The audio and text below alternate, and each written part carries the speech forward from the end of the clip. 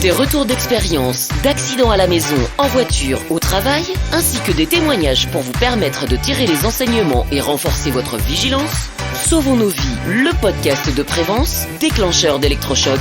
Bonjour à toutes et à tous, je suis très heureux de démarrer ce nouveau podcast Sauvons nos vies qui, comme son nom l'indique, va vous permettre de réfléchir sur votre santé et votre sécurité dans votre vie de tous les jours. Alors au travail bien sûr, mais aussi à la maison, sur la route ou encore pendant vos loisirs ou vos occupations personnelles.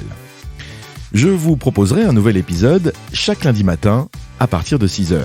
Et lors de ces rendez-vous, je recevrai aussi des femmes et des hommes qui, de par leur parcours, viendront expliquer comment ces thématiques ont marqué leur vie.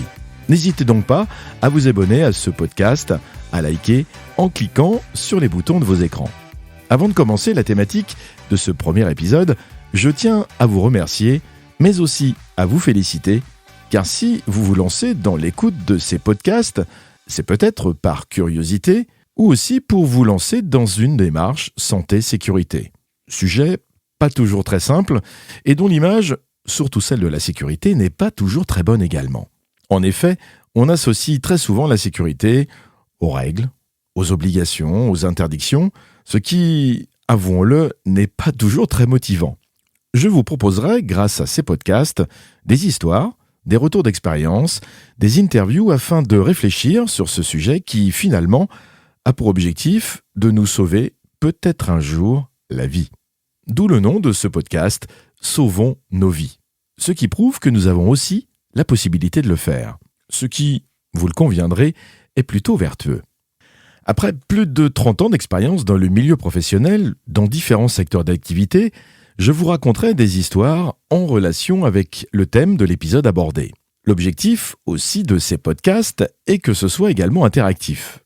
N'hésitez donc pas à me remonter vos remarques, avis, réflexions, et peut-être, pourquoi pas, comment vous vous positionnez face à ces différents sujets que nous aurons l'occasion d'aborder. Votre position est-elle différente, mal vécue ? Donc n'hésitez pas à m'envoyer vos messages afin d'enrichir cette réflexion. J'aurai d'ailleurs l'occasion d'y revenir. Et pour ce premier épisode, aujourd'hui, je vais vous parler de culture sécurité.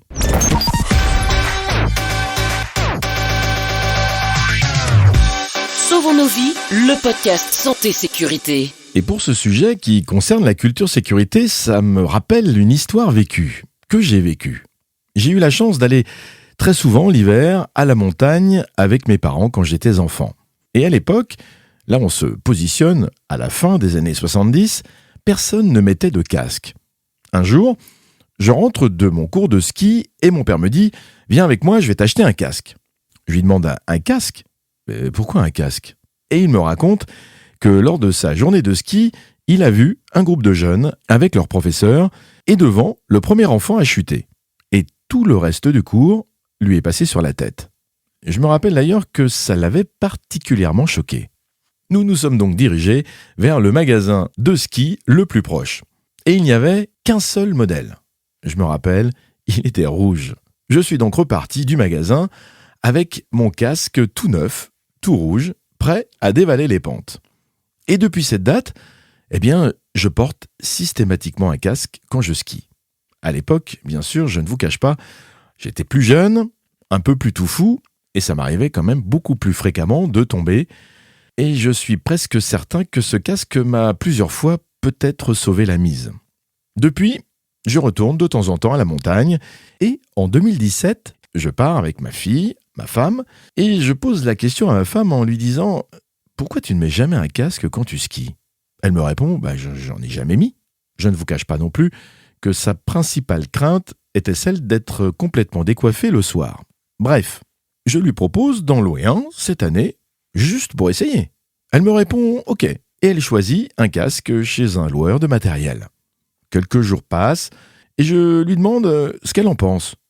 Et elle me répond, à ma grande surprise, « Ah non, c'est super, j'ai plus froid aux oreilles. » Alors, c'est vrai que je ne vous cache pas que ce n'était pas vraiment le but initial, mais le casque était adopté. La fin de la semaine se passe. Au moment de rendre le matériel, je propose au loueur d'acheter plutôt ce casque, plutôt que de payer la location, et il me répond « Attendez, C'est un modèle de l'année dernière.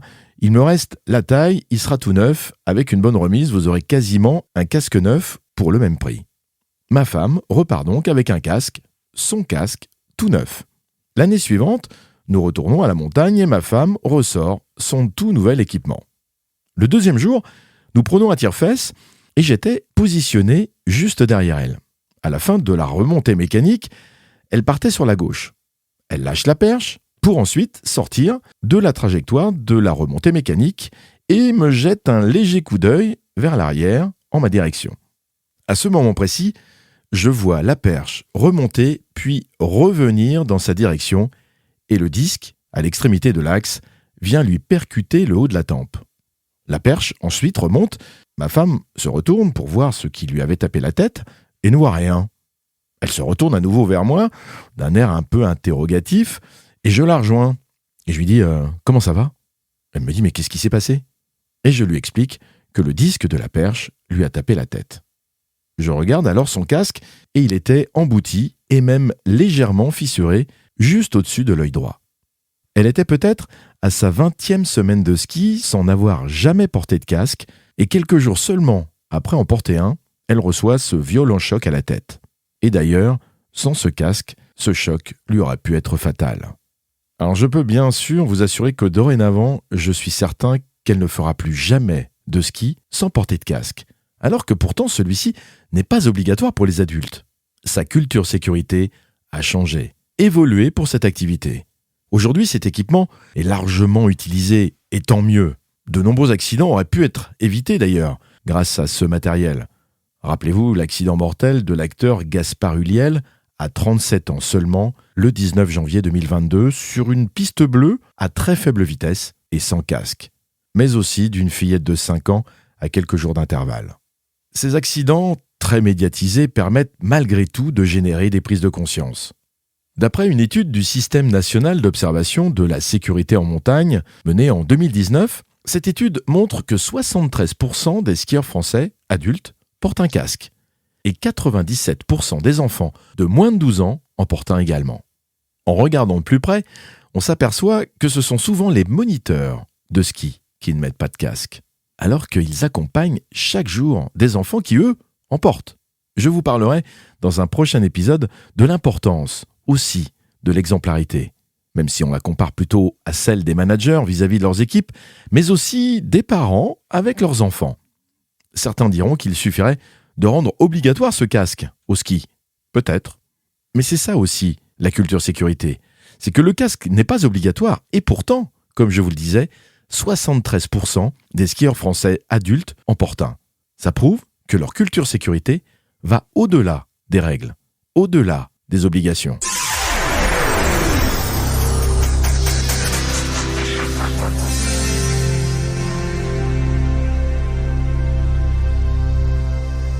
Cette histoire met donc en évidence ce qu'est la culture sécurité. En fonction de mon niveau de culture, de sensibilité, je positionne mon propre niveau de sécurité en fonction des activités que je réalise. Si l'on reste encore sur le casque, regardez le week-end les cyclistes. Alors, je ne vous parle pas de ceux qui vont chercher leur baguette à vélo. Non, mais je parle plutôt des VTTistes ou cyclotouristes, généralement en groupe. Rares sont ceux qui quand même aujourd'hui en font sans casque. Alors que ce n'est pas obligatoire. C'est bien grâce à leur sensibilité, leur culture sécurité qui fait qu'ils le portent ou pas. Je connais quelques cyclistes qui ne sortiraient plus jamais sans un casque. La culture sécurité augmente globalement d'année en année, et c'est très bien. Mais il reste encore beaucoup de chemin à faire.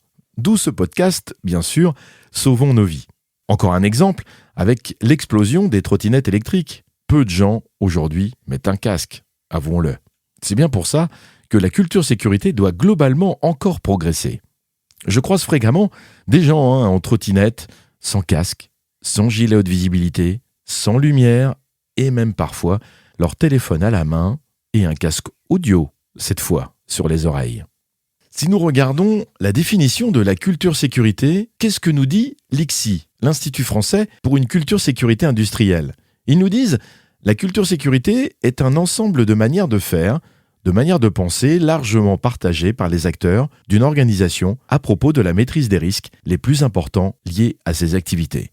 Personnellement, je vous dirais, la culture de sécurité, c'est tout simplement une façon de vivre, une sensibilité au quotidien qui, par des réflexes, des bonnes pratiques, évite de se blesser lors des activités que l'on exerce.